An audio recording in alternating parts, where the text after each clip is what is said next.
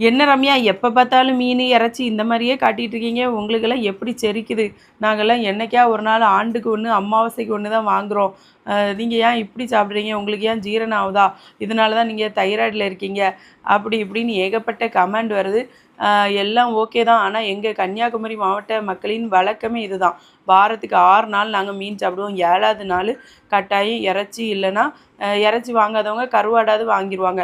ஏன்னா ஞாயிற்றுக்கிழமை வந்து மீன் பிடிக்க யாரும் போகமாட்டாங்க. அதனால தான் மக்களே. இன்றைக்கி வேறு வீட்டில் காலையிலேயே இறைச்சி வாங்க சொன்னே ஹஸ்பண்ட் என்ன கேட்டார் பார்த்தீங்களா? ஞாயிற்றுக்கிழமைனாலே கட்டாயம் இறைச்சி இருக்கணும்.